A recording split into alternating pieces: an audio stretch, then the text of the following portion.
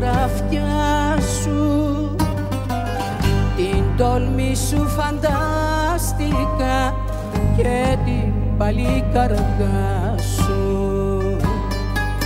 να με σε πιάσουν ζωντανό κι ας ήταν όπως τύχη, αφού για την πατρίδα μας το γέμμα σου έχει φύγει.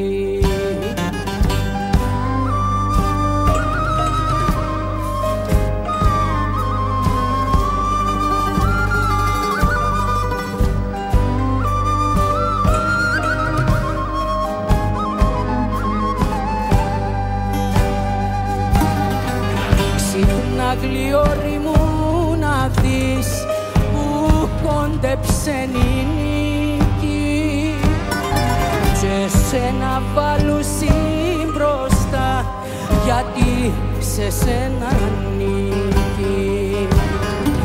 Μια μάνα τέτοιου ήρωα προσβολή να κλάψει, προσβάλλει το λεβέντι της τσίνων που θα απολαύσει.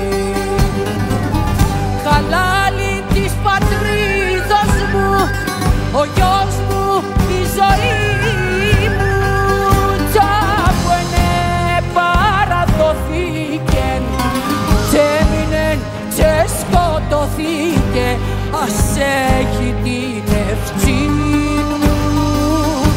Κι αφού παραδοθήκεν κι έμεινεν και σκοτωθήκε, ας έχει την ευθύνη.